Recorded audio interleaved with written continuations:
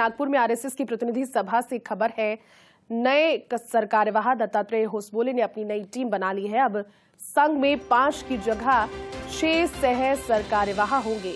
मनमोहन वैद्य को मुक्त किया है सह सरकार्यवाह के दायित्व से और 2 नए सह सरकार्यवाह नियुक्त किए गए हैं।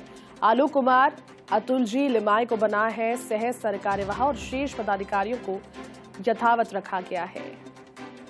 संघ में 5 की जगह अब 6 सह सरकार्यवाह होंगे। नागपुर में आरएसएस की प्रतिनिधि सभा से ये खबर है। नए सरकार्यवाह दत्तात्रेय होसबोले ने अपनी टीम में बनाए बदलाव भी कुछ किए हैं। अब संघ की 5 के स्थान पर 6 सह सरकार्यवाह होंगे। इससे पहले 5 सह सरकार्यवाह थे, लेकिन अब दत्तात्रेय होसबोले ने अपनी नई टीम बनाते हुए 6 सह सरकार्यवाह को अपनी टीम में जगह दी है।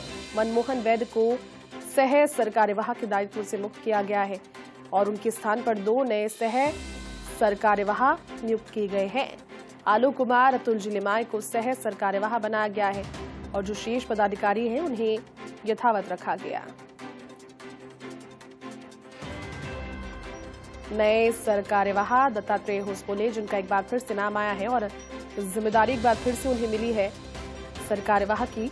ऐसे में जब नई टीम बनाई उन्होंने आगे के विजन को पूरा करने के लिए, ऐसे में इस प्रतिनिधि सभा के दौरान उन्होंने 5 के स्थान पर 6 सह सरकार्यवाह होने की बात सभी के सामने रखी और मनमोहन वैद्य को सह सरकार्यवाह, जिनका पूर्व में दायित्व था, उनके दायित्व से मुक्त किया गया है। उनके स्थान पर 2 नए सह सरकार्यवाह नियुक्त किए गए हैं। आलोक कुमार अतुल जी लिमाय को नया सह सरकार्यवाह बनाया गया है और शेष पदाधिकारियों को यथावत रखा गया है। चलिए ज्यादा जानकारी के साथ सहयोगी डिंपल का रुख करते हैं, हमारे साथ जुड़ चुके हैं। डिंपल, संघ में 5 की जगह 6 सह सरकार्यवाह होंगे। नई टीम दत्तात्रेय होसबोले की, जिसमें आज ये बदलाव किया गया। क्या इस बदलाव से जुड़ी पूरी जानकारी और क्या मीटिंग में और रहा डिंपल आज?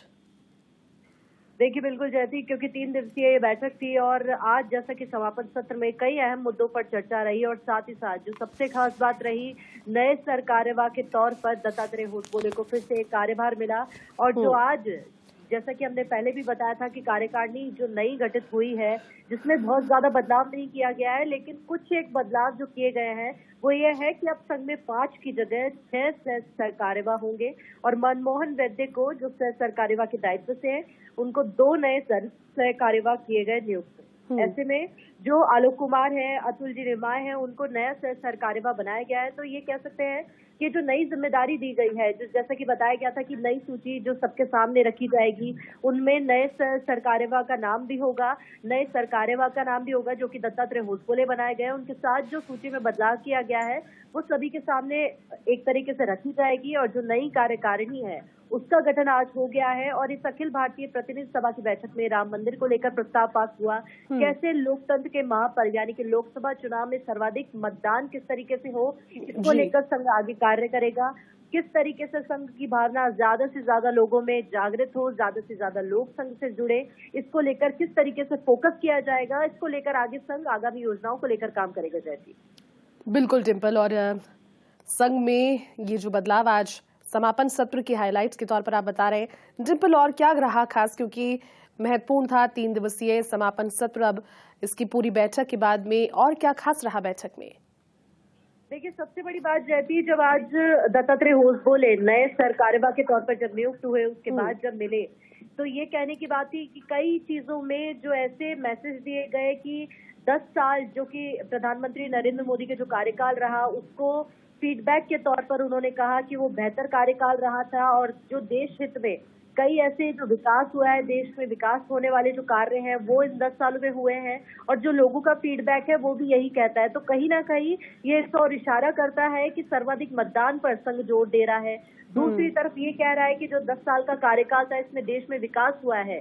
तो इन दोनों बातों को अगर एक जुट करके रखा जाए तो इसका एक मुख्य कारण यही कह सकते हैं कि भाजपा की ओर इशारा करता है कि जो मतदान हो वो भाजपा के पक्ष में हो, और सर्वाधिक मतदान अगर होता है, सर्वाधिक मतदान की अपील की जाती है तो उसका फायदा कहीं ना कहीं भाजपा को ही होगा।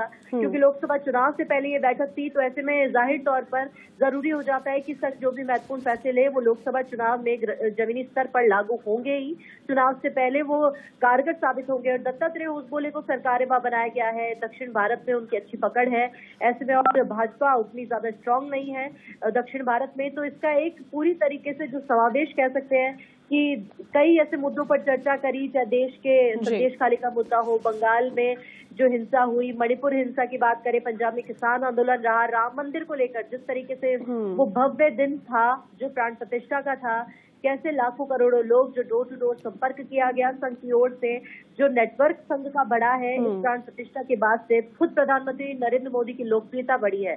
संघ हमेशा से भाजपा की बैकबोन की तरह काम करता आया है, और जाहिर तौर पर ये जो संघ की बैठक है, भले ही चाहे कितने भी सवालों को इस पर इनकार किया जाए आरएसएस की ओर से कि लोकसभा चुनाव को लेकर इससे स्पष्ट रूप से कोई मंथन नहीं था, लेकिन क्योंकि आज जेपी नड्डा जो कि राष्ट्रीय अध्यक्ष है भाजपा के, वो भी आज शिरकत की उन्होंने भी बैठक में, तो जाहिर तौर पर राजनीतिक व्यक्ति का इस बैठक में सम्मिलित होने को इशारा करता है कि कोई ना कोई राजनीतिक मंथन भी निकलकर आया होगा सामने, और वो जो हमको आने वाले समय में देखने को मिलेगा। जयंती, ठीक है डिम्पल, आपका शुक्रिया इस पूरी बातचीत के लिए।